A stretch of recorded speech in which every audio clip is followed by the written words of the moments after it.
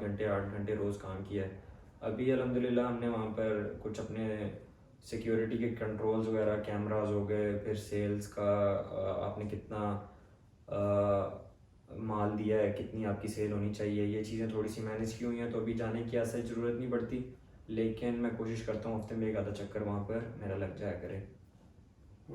Now, talking about some financial data, how much capital did it take to start your business, and how long did it take to create a positive cash flow and reach break even? Total जो हमारी initial investment थी, capital expenditure था 1.5 million का था, जिसमें हमने उनको capitalise इस सेंस में भी किया हुआ है कि हमने सिक्योरिटी का एडवांस रेंट और सिक्योरिटी डिपॉजिट होता है, वो भी हमने उसी कैटेगरी में डाला हुआ है। तो उस सब को मिला के 1.5 मिलियन तक हमारा इनिशियल इन्वेस्टमेंट थी। और इसके अलावा आपने क्या पूछा है हसन भाई? मैंने And I ask कि आपको कितना टाइम लगा to reach a positive cash flow? Yes, शुरू के 2 महीने थे जो उसमें हम थोड़ा नेगेटिव कैश फ्लो में चले।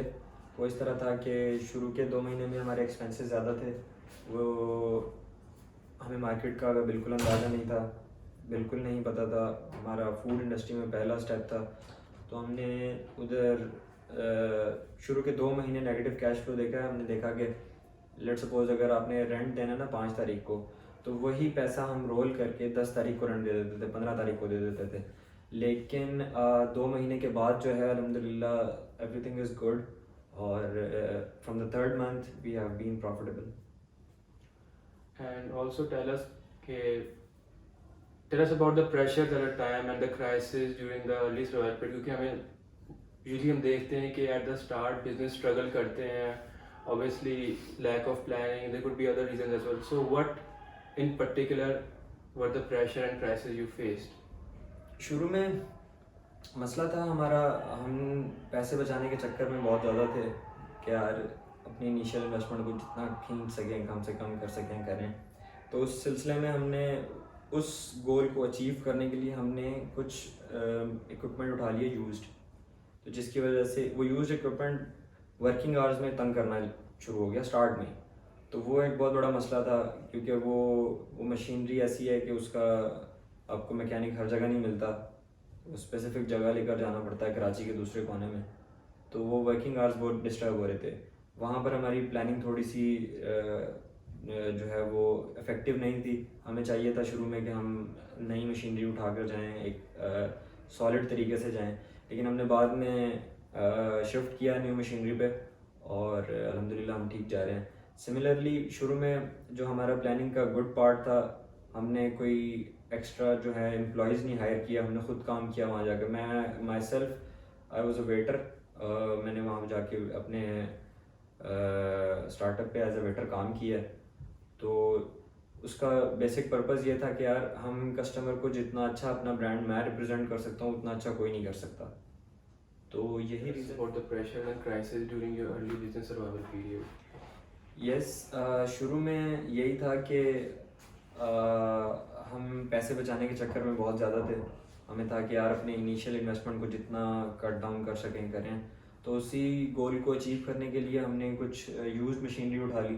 वो यूज़ मशीनरी शुरू में बहुत ज़्यादा तंग करती थी। तो वो मशीनरी इस तरह की है कि उसका मैकेनिक हर गली में नहीं मिलता, वो कराची के दूसरे कोने में उठा कर लेकर जानी पड़ती है, वो फिर ठीक वहाँ से ठीक होती है। तो ये हमारी प्लानिंग में थोड़ा सा मसला था कि हमें इफ़ेक्टिव तरीके से, सॉलिड तरीके से जाना चाहिए था मार्केट में। फिर हमने शिफ्ट किया उसको, न्यू मशीनरी पे भी शिफ्ट किया, जो कि काफ़ी इफ़ेक्टिव साबित हुआ।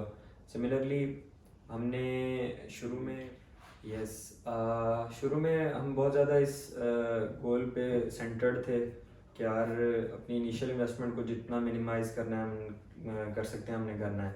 तो उस गोल को अचीव करने के लिए हमने कुछ यूज़ मशीनरी उठा ली। यूज़ मशीनरी बहुत ज़्यादा तंग करती थी, हर रोज़ मसला हो रहा था। फिर हमने वो एक पॉइंट था जहाँ पर हमें सॉलिड तरीके से मार्केट में जाना चाहिए था, न्यू मशीनरी के साथ जाना चाहिए था। तो प्लानिंग में थोड़ा सा वहाँ पर मसला था। सिमिलरली ओपनिंग हमारी लेट इस वजह से हुई, हमारे पास रेसिपी नहीं थी हमारे प्रोडक्ट की। तो यहाँ प्लानिंग में मसला था, रेसिपी जहाँ मांगने जा रहे थे वो बहुत ज़्यादा हमें चार्ज कर रहे थे उस रेसिपी का। तो वो रेसिपी क्रैक डाउन करने में वो थोड़ा टाइम लगा, वहाँ पे थोड़ा प्लानिंग का इशू आ रहा था। फिर क्राइसिस में था कि हमने स्टार्ट में जो है वेटर्स, जो हमारी प्लानिंग का गुड पार्ट था, हमने स्टार्ट में हैवी एम्प्लॉयमेंट नहीं रखी, हमने बंदे एम्प्लॉय नहीं किए, हमने ख़ुद काम किया वहाँ पर। मैं ख़ुद अपने स्टार्टअप पे एज अ वेटर काम किया मैंने, और पर्पज़ यही था कि अपने ब्रांड को जितना अच्छा मैं रिप्रेजेंट कर सकता हूँ और कोई नहीं कर सकता। तो उसी चीज़ को कंटिन्यू करते हुए मैंने वेटर के तौर पे काम किया, और अल्हम्दुलिल्लाह वो जो शुरू के दिनों का जो कस्टमर बने हुए हैं वो 1 साल होने को है। ना सिर्फ वो अभी तक आते हैं बल्कि वो अपने साथ लोग भी लाते हैं, जिसकी वजह से सेल्स शुरू के दिनों में तो एक्सपोनेंशियली हमने देखी है ग्रो करती हुई। अच्छा, तो मुगीज़ आपने बताया कि your brother help you finance your venture during your initial phases, तो अपार्ट फ्रॉम दिस आपको कौन सी आउटसाइड हेल्प मिली है, आपने कौन सी आउटसाइड हेल्प ली है in form of any advisers, accountants, any experts? As such मैंने अकाउंटेंट्स या एक्सपर्ट से तो कोई हेल्प नहीं ली, लेकिन यहाँ अगर मैं अपने दोस्तों को मेंशन ना करूँ तो ये ज़्यादती होगी, क्योंकि वो मेजर बैकबोन थे मेरे बिज़नेस का। उन्होंने जहाँ तक जो जिस हद तक मुझे सपोर्ट किया, आई डोंट थिंक सो कि किसी और की सपोर्ट इतनी थी। इवन कि मेरी फैमिली की तरफ से भी मेरे साथ जो मेरे साथ जो काम करने वाले दूसरे वेटर थे वो भी मेरे दोस्त थे। अब आप खुद सोचें, आईबी का कोई स्टूडेंट जाके कि कहीं जगह वेटर ही कर रहा हो या, तो वो सूट नहीं करता, लेकिन उनके नज़दीक ये बात थी कि यार काम कोई छोटा नहीं होता। और फिर मेन पर्पज़ ये था कि हमने एक चीज़ को सक्सेसफुल करना है, एक चीज़ को आगे लेकर चलना है, तो उन लोगों ने बड़ी हेल्प की। सिमिलरली मैंने आपको रेसिपी का बताया, रेसिपी क्रैक करने में वही लड़के, वही दोस्त मेरे अपने घर उन्होंने कॉलिंग की कि भाई इस चीज़ की रेसिपी चाहिए। ऑब्वियसली वो कमर्शियल रेसिपी और होममेड में थोड़ा डिफरेंस होता है, लेकिन उधर से बहुत ज़्यादा हेल्प मिली हमें। And what do you think कि आपके वेंचर की स्ट्रेंथ्स और वीकनेसेस क्या हैं? फूड के बिज़नेस में सबसे बड़ा मसला आपकी लेबर होता है। आपकी लेबर किसी भी वक्त आपको कहती है कि यार नहीं काम करना, फिर आपको नहीं पता होता कि आप बैकअप क्या है आपका। तो अगर तो आप किसी बड़े सेटअप में कहाँ काम कर रहे हैं जहाँ पर करोड़ों रुपए की इन्वेस्टमेंट हुई हुई है, वहाँ पर उनके पास बैकअप पे भी बंदे होते हैं। तो मेरा वेंचर इतना बड़ा नहीं है, इतनी इनिशियल इन्वेस्टमेंट पे नहीं आया हुआ। हमने सिर्फ 15 लाख रुपए लगाए शुरू में। तो यही है कि हमारे पास बैकअप पे लेबर नहीं होती, और अगर कोई एक बंदा छुट्टी कर रहा है तो उसको फिल करने के लिए दूसरा बंदा हमें एमरजेंसी में चाहिए होता है। और वो ऐसा नहीं है कि आपको एक दिन में बंदा मिल जाए। स्ट्रेंथ ये है कि आई नो, मैं सारा काम जानता हूँ, तो कोई बंदा अगर वहाँ से मिसिंग हो जाता है तो मैं खुद जाके काम कर लेता हूँ, वो मुझे इशू नहीं होता उसमें। तो ये एक स्ट्रेंथ है। वीकनेस भी यही है कि लेबर आपको ब्लैकमेल करती है। अगर लेट सपोज मार्केट की कंपैरेटिव सैलरीज चल रही हैं 15,000 रुपये, 20,000 रुपये, कोई लेबर आपको कह रहा है कि भाई सैलरी बढ़ाओ वरना वो काम छोड़ जाएगा। अब आपके पास बैकअप भी नहीं है, आपने सैलरी भी बढ़ानी है, आपने एक्सपेंसेस भी देखने हैं, कॉस्ट देखनी है, अपनी सेल्स देखनी है। बहुत सारी सिचुएशंस ऐसी होती हैं जिसमें आप सैलरीज में इंक्रीमेंट नहीं दे सकते। तो लेकिन ऑब्वियसली आपको अपना एम्प्लॉय रिटेन करना है, उसके लिए आपको करना पड़ता है।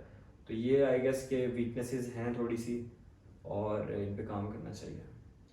एंड यूजुअली हम देखते हैं कि बिजनेस लाइफ में, बिजनेस साइकिल में काफ़ी हाई और लो मोमेंट्स होती हैं, जो हर किसी के साथ होती हैं।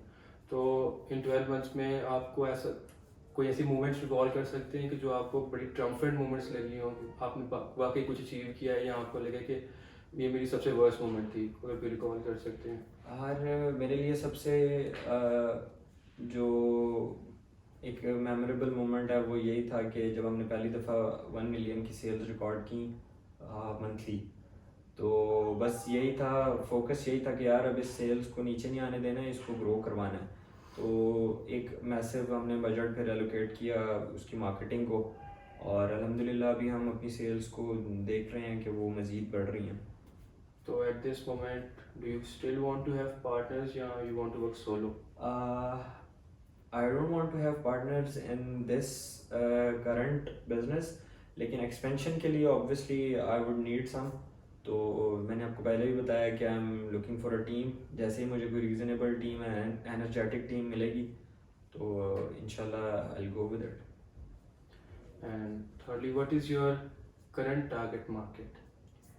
हमारी करंट टारगेट अभी फ़िलहाल हम हमारा एरिया ऑफ ऑपरेशंस है मलीर कैंट। तो टारगेट मार्केट हमारी मलीर कैंट की ही है। बेसिकली जो हमारा डिज़र्ट्स का आइटम है वो वॉफल स्पेसिफिकली वो ज़्यादा पसंद किया जाता है बच्चों को। तो वो बच्चे हमारी टारगेट मार्केट में हैं। लेडीज़ का एक बड़ा प्रोपोर्शन है जो हमारी टारगेट मार्केट में है। और ओवरऑल देखा जाए तो मलीर कैंट की पूरी ऑडियंस जो है वो हमारी टारगेट मार्केट है। हम यूजुअली मूवीज़ देखते हैं कि मार्केट में स्नैकिंग ऑप्शंस काफ़ी ज़्यादा आ गई हैं, जिस तरह आपका वॉफलिक्स का बिजनेस है, तो ऑब्वियसली मार्केट में और भी कंपेटर्स होंगे। तो आपको क्या लगता है कि आपके बिजनेस के पास क्या यूएसपी है, क्या वैल्यू प्रोपोजिशन है जो आपके बिजनेस को आपके कंपेटर्स से डिफर कर रही है? हसन भाई, अभी रिसेंटली तकरीबन 2 से 3 महीने हो गए हैं कि हमारे वेन्यू के बिल्कुल बाजू में क्रीमेलो खुला है। क्रीमेलो एक इस्टेब्लिश्ड ब्रांड है। कराची में उनकी माशाल्लाह 5 ब्रांचेस हैं, लेकिन उसके खुलने के बावजूद अभी तक हमने अपनी सेल्स पे कोई ऐसा सच नेगेटिव इफेक्ट नहीं देखा। हमारी वैल्यू प्रोपोजिशन यही है कि हमारा एक स्लोगन है, ब्लेसिंग योर बर्ड्स।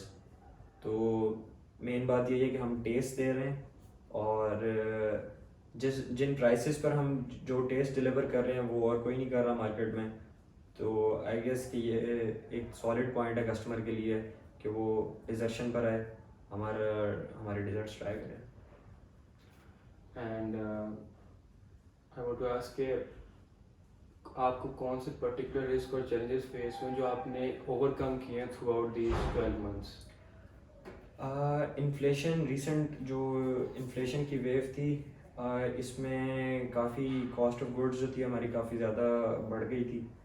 और मतलब ये एक ऐसा रिस्क था कि जो मतलब एक ही तरह से डील हो सकता है, और वो है कि भाई आप प्राइसेस बढ़ाएं, क्योंकि पाकिस्तान की मार्केट के हालात देखते हुए नज़र नहीं आ रहा कि आपकी कॉस्ट ऑफ गुड्स नीचे आएगी।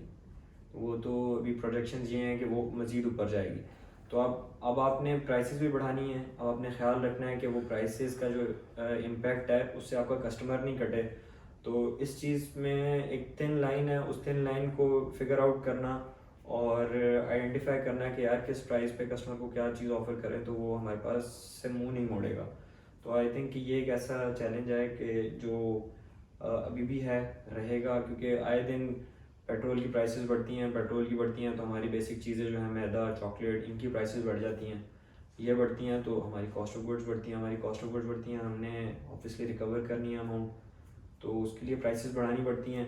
आए दिन जो है हम मेन्यू भी अपडेट नहीं कर सकते। कस्टमर जो है वो बहुत ज़्यादा मूडी होता है, उसको आज एक चीज़ आप 100 की दे रहे हैं, कल 120 की दे रहे हैं, तो वो मतलब उनका उधर मार्केट में ये बिहेवियर नहीं है कि मतलब वहाँ पर कस्टमर आके पूछते हैं कि भाई ये एक ही दिन में 20 रुपये बढ़ गए। तो ये चीज़ थोड़ी सी ट्रिकी है, इसको समझना हमारे लिए बहुत ज़रूरी है। तो डू यू थिंक के considering current inflation and economic challenges, do you think के प्राइसेस इंक्रीज करना इज द ओनली सॉल्यूशन या there are other possible options as well? Prices increase करने के अलावा कोई ऑप्शन बचता नहीं है आपके पास, क्योंकि आपने कॉस्ट कट करनी है। आपकी फिक्स कॉस्ट है भाई कि आपका रेंट आएगा ही आएगा, आपने लेबर को पे करना ही करना है। पीछे माल का जो खर्चा है, जो कॉस्ट ऑफ गुड्स है, वो तो नीचे आ ही नहीं रही। और फाइनेंशियल जो आप हालात देखें कंट्री के, उसमें यही है कि यार वो नीचे नहीं आएंगी कुछ लंबे अरसे तक। तो प्राइसेस इंक्रीज़ करना ही मेरे ख्याल से एक ऑप्शन है। और प्राइसेस इंक्रीज़ को कस्टमर के अडाप्ट करने में टाइम लगेगा थोड़ा सा, वो obviously we keep that in mind.